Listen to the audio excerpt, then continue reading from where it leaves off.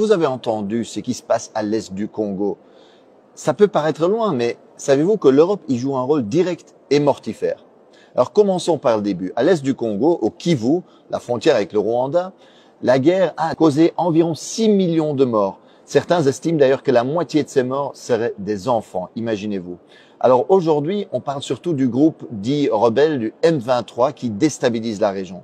Et en fait, avec l'aide du Rwanda, ce groupe occupe aujourd'hui une partie du territoire congolais. Et le rôle du régime rwandais est fondamental. Les Nations Unies ont constaté que le Rwanda ne livre pas seulement des armes ou de l'argent, mais a même des soldats sur place. Le secrétaire général des Nations Unies, Antonio Guterres, a d'ailleurs appelé le régime rwandais de Kagame à cesser de soutenir le M23 et à se retirer du territoire de la République démocratique du Congo. Parce qu'il s'agit vraiment en fait d'une violation de la souveraineté du Congo et du droit international. Et que va chercher le régime rwandais en République démocratique du Congo? En fait, cette région est hyper riche en minerais, ressources naturelles, notamment le cobalt et le coltan. Ce sont des minerais essentiels pour les multinationales européennes qui servent entre autres pour les smartphones, les batteries, mais qui sont aussi utilisés dans l'industrie de la défense, dans la transition verte, l'aéronautique. Et donc le Kivu contient 60% des réserves mondiales de coltan à lui tout seul. Imaginez-vous l'importance stratégique de cette région.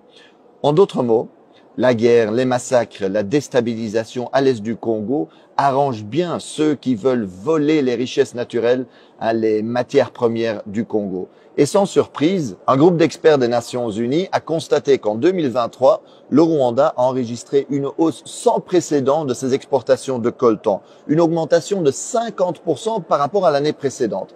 Et chaque mois, par exemple, le M23 fait passer en contrebande 150 tonnes de coltan de la localité congolaise de Rubaya, occupée par eux, vers le Rwanda. C'est un pillage sans équivalent. C'est vraiment incroyable. Et certains qui regardent la carte me demandent, mais Marc, comment est-ce possible qu'un pays relativement petit comme le Rwanda est capable de déstabiliser de manière si durable le Congo qui est beaucoup plus grand? Le Congo, c'est presque 2/3 de l'Europe, c'est 4 fois la France, 80 fois le territoire de la Belgique.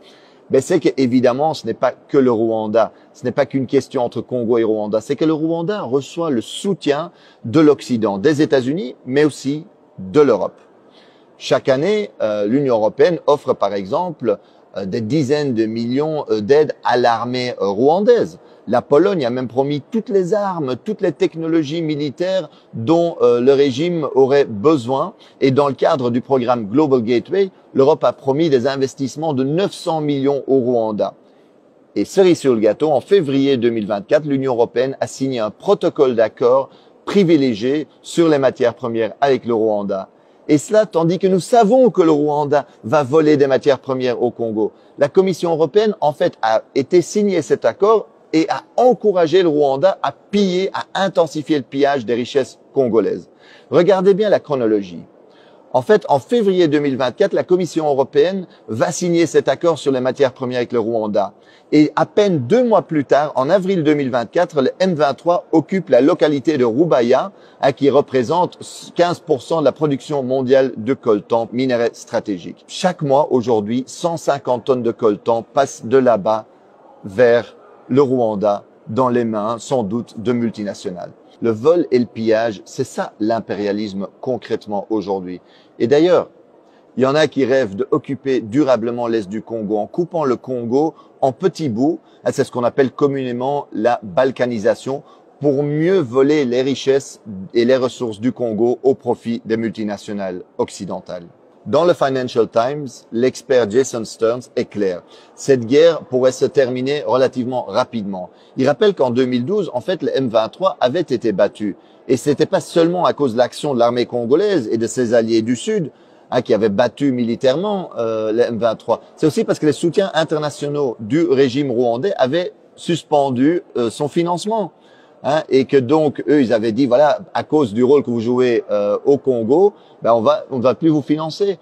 Barack Obama avait appelé Kagame pour lui dire d'arrêter le M23.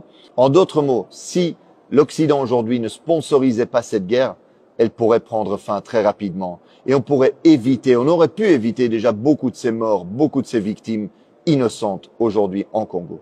L'impérialisme aujourd'hui, le vrai visage de la politique étrangère et commerciale européenne en Afrique, c'est ça. Et quand la Russie envahit l'Ukraine, l'Union européenne parle du droit international, à juste titre. Mais quand son allié rwandais vit la souveraineté congolaise, commet des massacres, elle soutient. Comme quand Israël occupe la Palestine, le Liban, la Syrie, l'Union européenne se range du côté de l'agresseur. Alors aujourd'hui, faisons pression sur les dirigeants européens, parce que ce n'est pas acceptable que l'Europe joue ce rôle-là. Alors il est possible aujourd'hui de faire pression, c'est nécessaire pour que l'Europe arrête sa complicité avec les crimes sur place. Alors envoyons un message à Ursula von der Leyen, présidente de la Commission européenne, ou à la ministre des Affaires étrangères de l'Union européenne, Kaja Kallas. Envoyez-leur un message par les réseaux sociaux, envoyez-leur cette vidéo-ci. Et en plus, mobilisez-vous dans la rue, parce qu'il faut mettre la pression sur nos gouvernements aujourd'hui.